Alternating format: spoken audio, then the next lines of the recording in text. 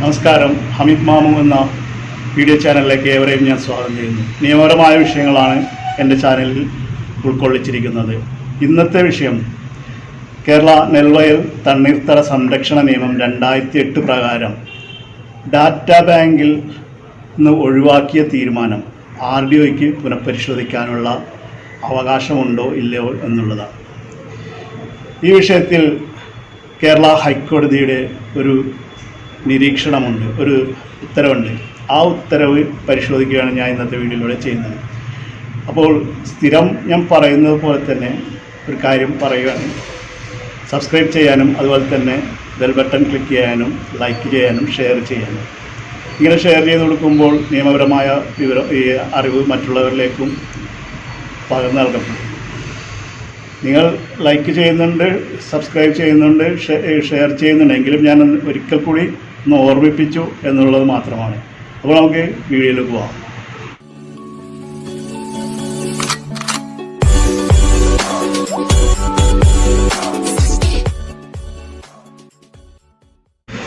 കേരള നെൽവയൽ തണ്ണീർത്തട സംരക്ഷണ നിയമം 2008 പ്രകാരം തരം മാറ്റ അപേക്ഷ ക്ഷണിച്ചുകൊണ്ടുള്ള ഉത്തരവ് ഈ അടുത്ത കാലത്ത് പഞ്ചായത്തുകളെല്ലാം പുറപ്പെടുവിച്ചിട്ടുണ്ടായിരുന്നു. അതിനായിട്ട് അദാലത്ത് ഫെബ്രുവരി 16 അദാലത്ത് മുതലായ കാര്യങ്ങൾ 25 സെൻറ്റിൽ താഴെയുള്ള ഭൂമി തരം മാറ്റുന്നതിനായിട്ടുള്ള അപേക്ഷ അദാലത്ത് വഴി തീർപ്പാക്കുന്നതിനും ഗവൺമെൻറ് നടന്നുകൊണ്ടിരിക്കുന്നത്. അപ്പോൾ ഇന്ന് പറയാൻ പോകുന്ന വിഷയം ഈ നിയമവുമായിട്ട് ബന്ധപ്പെട്ട ബഹുമാനപ്പെട്ട ഹൈക്കോടതിയുടെ ഒരു പ്രധാന ഉത്തരവാണ്. ജസ്റ്റിസ് മുരളി പുരുഷോത്തമൻ ഒരു ഓർഡർ ഈ നെൽവയൽ തണ്ണീർത്തട സംരക്ഷണ നിയമം 2008 പ്രകാരം പുറപ്പെടുവിക്കുകയുണ്ടായി. കാര്യം ഈ ഡാറ്റാ ബാങ്കിൽ ഉൾപ്പെട്ട ഒരു ഭൂമി, ഡാറ്റാ ബാങ്കിൽ നിലമെന്ന് പറഞ്ഞിട്ടുള്ള ഭൂമി, അത് അപേക്ഷ നൽകി ആ ഉത്തരവ് പിൻവലിക്കുകയും ഡാറ്റാ ബാങ്കിൽ നിന്ന് ഒഴിവാക്കുകയും ചെയ്യുകയുണ്ടായി. RDO ഡാറ്റാ ബാങ്കിൽ നിന്ന് ഒഴിവാക്കുന്നത്. ആ ഉത്തരവ് നിലനിൽക്കുന്നതാണോ എന്നുള്ളതായിരുന്നു ഹൈക്കോടതിയുടെ മുമ്പിലുള്ള ചോദ്യം. ജസ്റ്റിസ് മുരളി പുരുഷോത്തമൻ്റെ സമഗ്രമായ ഇടപെടൽ കൊണ്ട് ബഹുമാനപ്പെട്ട ജസ്റ്റിസ് വളരെ ഉചിതമായ ഒരു തീരുമാനമാണ് ഈ വിഷയത്തിൽ കൈക്കൊണ്ടത്. അതായത് പത്തനംതിട്ട സ്വദേശി നിഖിൽ വർഗീസ് അദ്ദേഹത്തിൻ്റെ എറണാകുളം പുത്തൻകുരിശിലുള്ള 44.72 സെൻറ്റ് ഭൂമി നിലമെന്ന് രേഖപ്പെടുത്തിയിട്ടുണ്ടായിരുന്നു. മാത്രമല്ല ഡാറ്റാ ബാങ്കിലും നിലമെന്നായിരുന്നു, BTRലും നിലമെന്നായിരുന്നു. അദ്ദേഹം അത് RDOയ്ക്ക് 2021 നവംബറിൽ ഒരു അപേക്ഷ നൽകുകയും ആ അപേക്ഷ പ്രകാരം RDO പരിശോധിച്ച് അവിടുത്തെ ഈ പ്രാദേശിക മേൽനോട്ട സമിതിയുടെ റിപ്പോർട്ടിന്മേൽ ഡാറ്റാ ബാങ്കിൽ നിന്നും ഒഴിവാക്കുകയുമുണ്ടായി. അപ്പോൾ ഇങ്ങനെ RDOയുടെ ഒരു ഉത്തരവ്, ഒഴിവാക്കിയ ഉത്തരവ് പ്രകാരം അദ്ദേഹം നിഖിൽ വർഗീസ് ഒരു തരം മാറ്റ നെൽവയൽ എന്നുള്ളത് നിലമെന്നുള്ളത് പുരയിടമാക്കി മാറ്റാനായിട്ടൊരു അപേക്ഷ സമർപ്പിക്കുകയുണ്ടായി.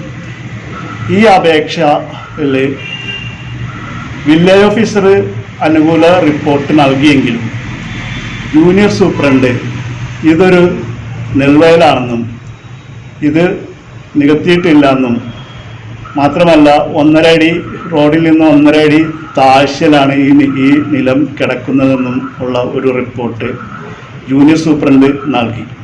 അപ്പോൾ ഈ ജൂനിയർ സൂപ്രണ്ടിൻ്റെ ഉത്തരവ് പ്രകാരം RDO ആ ഉത്തരവ് പുനഃപരിശോധിക്കുകയും അത് തിരിച്ചു വിളിക്കുകയും അത് പ്രകാരം നോട്ടീസ് നിഖിൽ വർഗീസിന് നൽകുകയുണ്ടായി.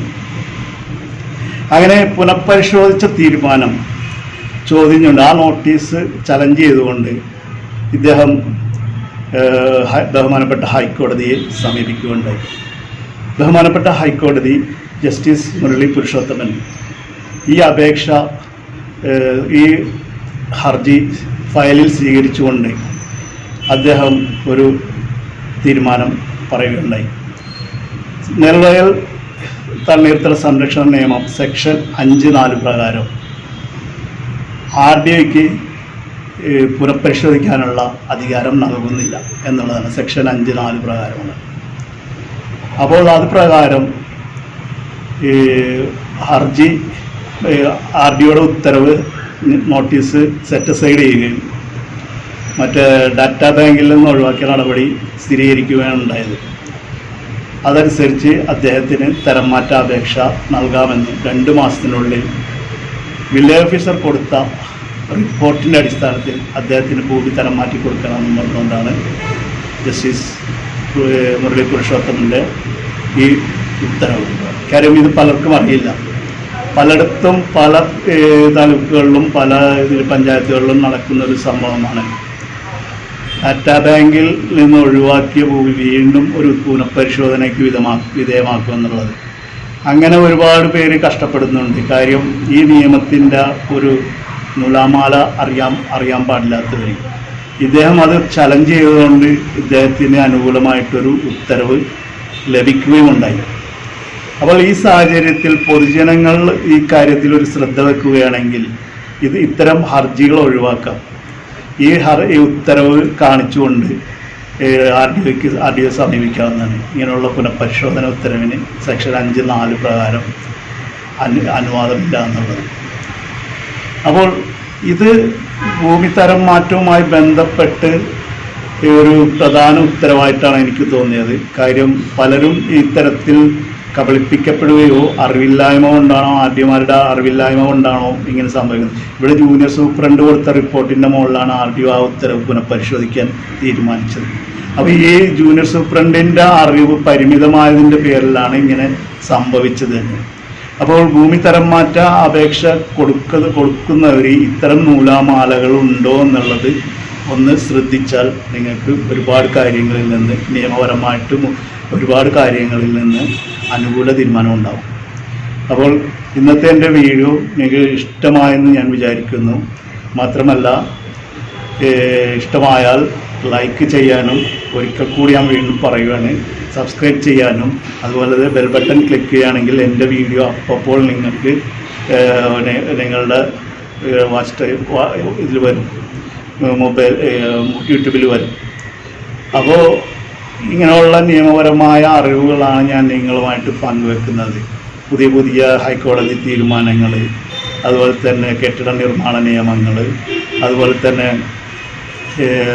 ബാങ്ക് ജപ്തി നോട്ടീസ് വന്നാൽ എന്ത് ചെയ്യണം, ഇങ്ങനെയുള്ള ഒരുപാട് ഇൻകം ടാക്സുമായിട്ടുള്ള നിയമങ്ങൾ, ഇങ്ങനെ ഒരുപാട് നിയമങ്ങൾ അടിസ്ഥാനമാക്കിയാണ് ഞാൻ വീഡിയോ തയ്യാറാക്കുന്നത്. അപ്പോൾ പൊതുജനങ്ങൾക്ക് ഇത് വളരെയധികം ഉപകാരപ്പെടുന്നുണ്ടെന്നുള്ളത് പല കമൻറ്റുകളിൽ നിന്നും എനിക്ക് മനസ്സിലായിട്ടുണ്ട്.